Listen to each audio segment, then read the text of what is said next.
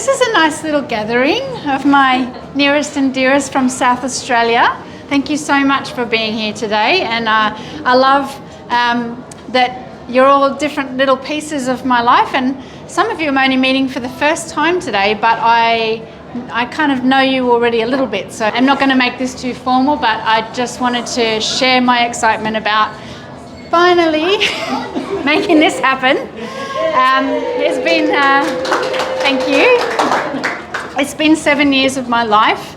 I decided after I had a bit of a breakdown, and Trudy and Alan were very much there for me at that time, 2016, and I ended up going over to Nepal while I was on leave from the ABC, just to try and find some purpose again, I suppose, and try and heal. And that's exactly what happened. And I had such a beautiful experience in the month that I was volunteering in Somtamang's village, Batasi, which is northeast of Kathmandu, that at the end of that experience, I came home and I said, I want to write your story. He's a remarkable man. He's younger than me. He's 40 years old. He's lived in Cairns longer than I have, 20 years now. I've been there for 13. But I just found when I met this person, he was just so calm and stoic, and water off a duck's back is the best way I can describe it. And so I didn't know much about his story at that point. I knew about the work that he did, which was assisting with helping children in his village gain access to education. It's a remote village, and it's doesn't have a lot of facilities, doesn't have any hospitals. There's one school, and it was completely destroyed in the earthquake, and he built a children's hostel, and that was also completely destroyed in the earthquake. So I'm just going to read you a little bit from the book, because I got in trouble when I did my first book event that I didn't read anything from the book, and this story is probably new to most of you. So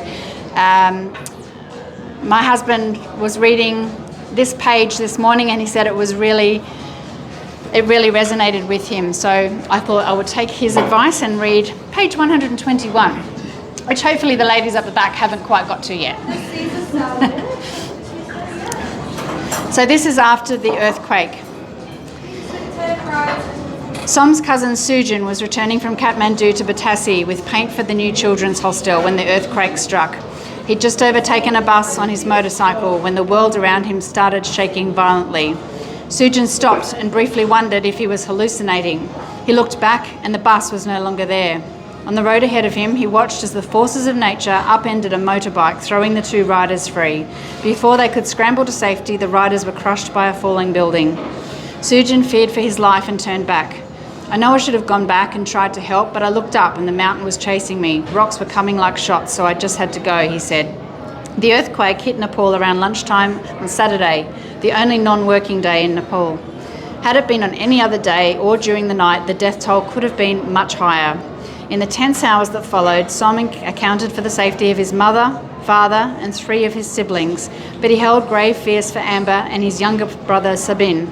Som continued to call Amber's phone, but it rang out until the battery finally went dead.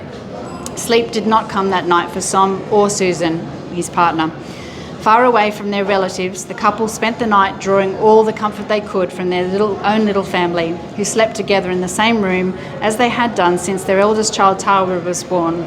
In darkness, somewhat cocooned from the horror unfolding half a world away, Susan soothed herself breastfeeding baby Kieran, and Som gently rocked Tashi, his 4-year-old, as his 4-year-old Tara slept soundly between them. The couple passed the long night whispering to each other, wondering what the next day would bring and how they would respond to the tragedy. They were in shock. It had been a surreal day. So that's the context in which I met Som. He lost his brother. He found out the next day Amber was gone, and Amber was very much heading up the Friends of Himalayan Children in his village. So everything changed on that day, and the Cairns community really stepped up and helped Som with the recovery in his village.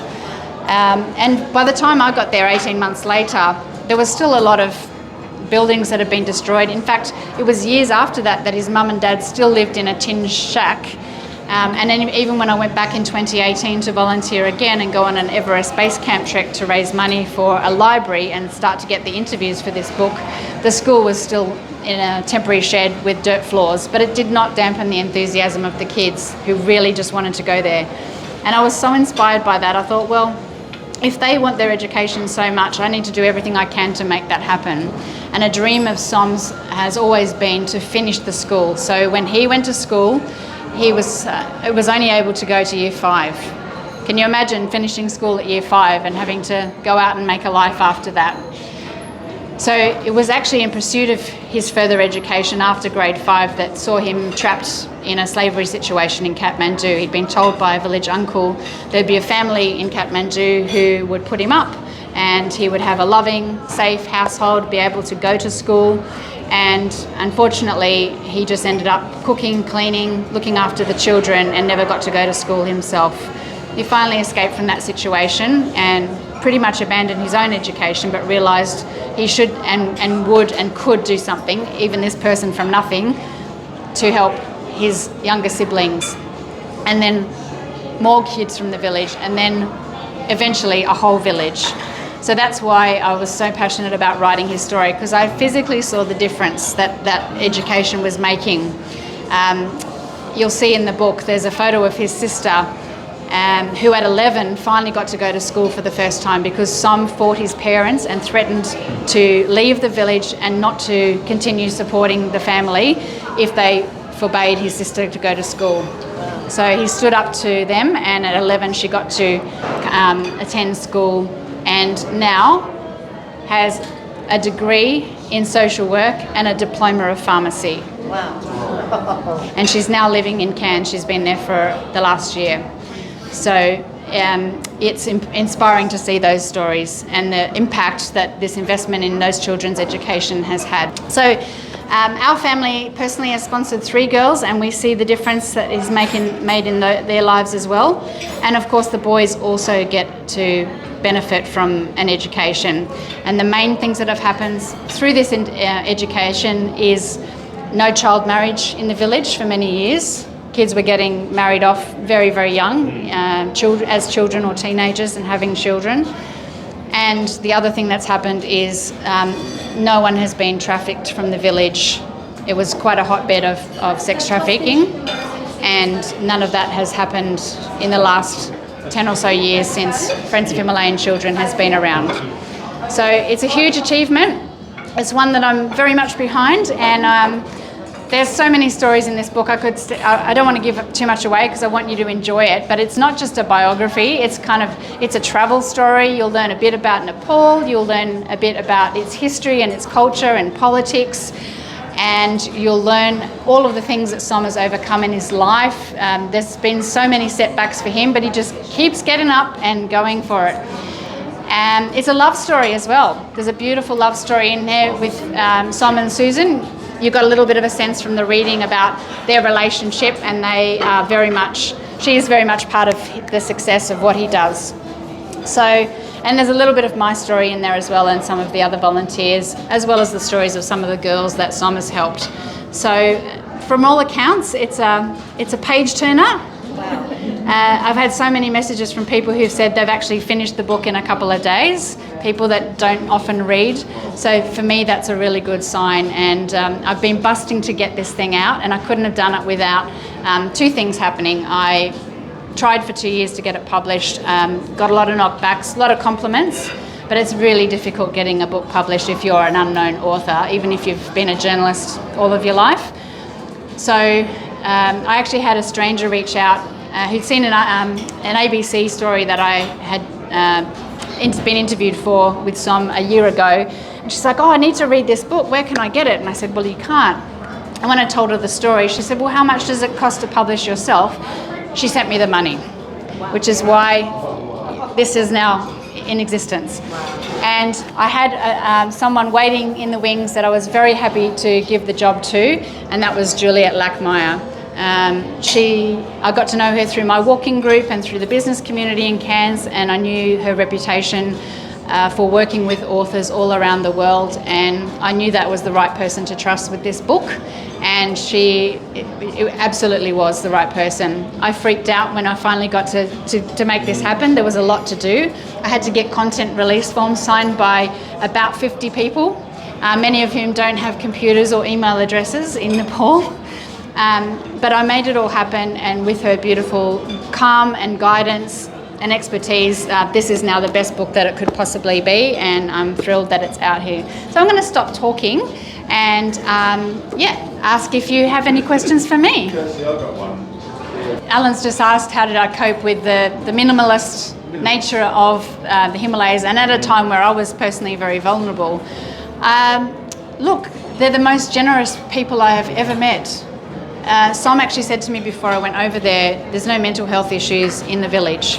And I didn't quite know what he meant. But you are just, in our Western world, we're very selfish, we're very self-focused. And in a place like Nepal, they have nothing, but they're happy to give it to you. They're happy to share it with you. There's always more food than you can eat. There's always a bed for you. There's shelter. They're not they're not very tactile or huggy like we are here. So that was probably the hardest thing, to be over there and not having that that human contact. The kids, of course, gave it to me in spades. So I lapped up all of those hugs. But I actually found myself really drawn to a dog in the community, and she hung out with me, and it was almost like she knew my pain, and she just sat with me quietly sometimes. So that's kind of how I coped. There was internet available in the Friends of Himalayan Children office, so I actually zoomed into a meeting with the Friends of Himalayan Children Committee while I'm looking at the Himalayas with intermittent electricity and not much of anything. It's a very simple life. But I was able to maintain some contact. But the internet went down for 11 days, and Sean and my mum both thought I was dead. So that wasn't, that was a bit tricky. But we eventually got message out to them that I was okay. But yes, they're happy people, they're simple people, they will share everything with you. And the infectious enthusiasm of the children just lifted my spirits. Something's coming through that you felt like you belonged. I did feel like I belonged. And I had a purpose again. I went over there not feeling like I had anything else to give. I remember my last day at the ABC before that, and I was literally sitting staring at a computer screen off, not knowing how to turn it on. That's the point that I'd got to. I was pretty bad. So to go to a place where I felt like I could actually be part of something, be accepted, contribute, was really, really good for me to rebuild myself. How did you cope with the height? The height. I didn't really have any altitude problems. It's about 1,800 metres above sea level, and you actually walk higher than that to get to the village. So probably felt a little bit of the altitude at Chisapani on the way walking to Batassi, but the time in the village was okay. When I returned in 2018 to do Everest Base Camp, that's obviously a lot higher. It's over 5,000 metres. So I ended up with the classic, it's called the Khumbu cough. I don't think it was altitude sickness, and I was taking tablets to combat that, but you get very fatigued, and I had a cold, and there's just lots of, it's not pleasant. And I remember the day that I went to Everest Base Camp before getting there, they did say it can change your personality temporarily as well. And I just went to pieces. I was like, I don't want to go any further. Like, I'd gone all that way, and I just had this little bit to go, and I was like, I don't know if I can do it. But all the wonderful women that I went, and the women guides, who is also part of the story, the girls that I taught in Year 10 in 2016, many of them became trekking guides with Som's company Take on Nepal. He's a pioneer in the industry, which is male dominated, and he's given all these girls from the village the opportunity to be guides. And they're strong enough. Like, Westerners look at them and go, oh, you shouldn't be carrying that heavy bag. Well, they're used to carrying more than their own body weight with grass and other crops in the village. So for them, it's a breeze. And it was such a thrill to walk and do that trek with those girls who are now strong women leaders. So they all gathered around and they kept me gently going, and I made it. Fantastic. Any other questions? Yeah, Yes? what's Som doing with himself in Cairns? What does he do there? So almost at the point I started writing the book in 2020, we were in the pandemic, right? And there was no trekking industry, no income from that, and no income for the guides. So in order to continue to support his own family and the guides in Nepal, Som had to find a job. And he went to work in the youth residential care sector. And if you know anything about that, you know that it's really hard to keep staff. So pretty much when I was ready to sit down and start interviewing him, he was unavailable for the next, 3 years. Yeah, so it was very challenging actually getting the book written, because I'd make a time and he'd have to change it because of his shift. And so yeah, he's been working with disadvantaged kids in Cairns, and very much drawing on the experiences with the kids in the hostel in Nepal. So he's just finished that job, and I believe he's wanting to start something in the aged care sector in Cairns now, but also to get back to being much more involved in the trekking business and the charity work he's doing. What was the process for writing the book? Like, how much time did you spend with Som? Yeah, I didn't, as I said, I didn't spend a lot of time with Som. I sort of took an hour here and there where I could over about 2 years. I went on the Everest Base Camp trek because I figured that was the only time that I'm actually going to get to spend a decent amount of time with him and observe his world and be part of his world. So it was just an hour here and there. And actually, he's not very forthcoming about his life. He's very humble. So the only way I made this book happen was to start talking to everybody else, his mum and his young leaders in the village, and the school principal, and all these people that have been in his life, people involved in his charity work, people he went to university with. And it was just talking to people that I started to learn little bits about Som. And then I'd go back to him and I'd say, "Oh, tell me about this. You didn't think that was noteworthy, like the time you had to climb a tree and avoid being eaten by a tiger?" And he'd be like, "Oh yeah, that happened." So yeah, it was a process not just of interviewing Som, but interviewing dozens of people and kind of piecing together the story of his life. And in terms of the writing time, I got a grant from the Cairns Regional Council to write it, and it had to be acquitted in a year. So that was a deadline, and I'm a journalist, so I love deadlines, usually shorter ones. So it was really hard that this stretched out for a year. But it wasn't really until it was getting critical towards the end of that year that I went, "Oh, I really need to pull my finger out."